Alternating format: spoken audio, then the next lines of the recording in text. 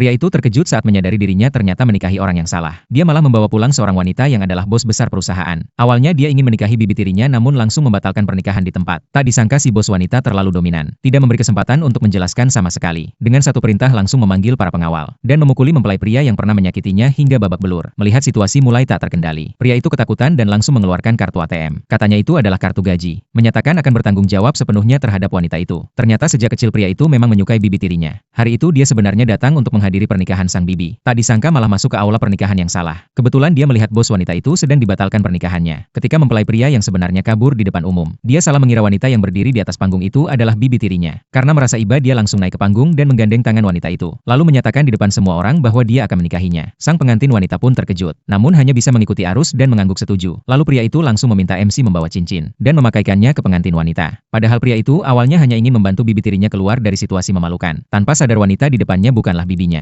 Saat dia hendak menjelaskan semuanya, tiba-tiba telepon dari ibunya masuk. Memintanya segera datang ke pernikahan bibi. Saat itu juga pria itu baru sadar kalau dia salah tempat. Menyadari kekacauan yang ditimbulkan. Dia buru-buru kembali ke kamar untuk menjelaskan bahwa ini semua hanya kesalahpahaman. Namun baru saja dia selesai bicara. Mempelai pria yang sebelumnya kabur, dibawa masuk oleh dua anak buahnya. Sambil menangis meminta maaf pada si bos wanita. Melihat adegan itu, pria di kamar langsung ketakutan. Demi menyelamatkan nyawanya. Dia buru-buru mengeluarkan kartu gaji dan menunjukkan kesetiaannya. Bos wanita penasaran dan bertanya berapa gaji bulanan pria itu. Ternyata hanya 3.000. Membuat si bos wanita menertawakannya. Karena dia sendiri dalam sebulan bisa menghasilkan 40 juta. Pria itu pun terpana. Tak disangka karena terpeleset. Dia malah menimpa si bos dan jatuh ke atas ranjang. Mereka saling bertatapan. Suasana menjadi canggung namun intim. Tiba-tiba asisten wanita itu masuk. Pria itu buru-buru bangun. Dengan canggung mengemasi barang dan meninggalkan ruangan. Tanpa sengaja dia menjatuhkan kartu identitas karyawan. Asisten mengambil dan melihat. Ternyata pria itu adalah karyawan di perusahaan si bos wanita. Situasinya makin menarik. Tak disangka keesokan harinya saat baru masuk kerja. Pria itu langsung berhasil menandatangani proyek senilai 1 miliar. Padahal baru sebulan bekerja. Berkat kemampuannya sendiri, dia mendapatkan cinta dan karir sekaligus. Bahkan dia sendiri tak percaya. Saat mendengar rekan kerja membicarakan bahwa bos baru saja menikah, semakin didengar rasanya makin aneh. Ternyata yang mereka bicarakan itu adalah dirinya sendiri. Dia pun langsung panik. Di saat yang sama, bos wanita meminta asisten untuk memberitahu tim sales bahwa karyawan yang menandatangani proyek akan diberi bonus 1 juta. Saat semua orang sedang merayakan, mantan pacar pria itu dan kepala tim sales tiba-tiba muncul. Mantan pacarnya langsung mengejek pria itu. Katanya dia cuma pria miskin. Dulu pacaran satu tas 20.000 pun tak sanggup dibelikan. Pria itu balik bertanya, apakah itu alasan dia selingkuh dengan kepala tim sales saat mereka masih pacaran? Lalu bersiap menunjukkan bukti mereka pernah menginap di hotel bersama. Demi menunjukkan kehebatannya di depan pacarnya. Kepala tim langsung menampar pria itu. Saat suasana makin tegang, atasan mereka muncul dan menghentikan semuanya. Lalu langsung mengumumkan bahwa bonus proyek diberikan ke kepala tim. Ternyata atasannya itu adalah paman dari kepala tim. Demi memberikan dia lebih banyak kesempatan tampil di depan bos. Semua pujian dan hasil kerja diberikan padanya. Pada saat itu, pria itu ingin mencari keadilan dengan menghadap bos. Namun malah direndahkan oleh kepala tim. Katanya dia hanya pria miskin tanpa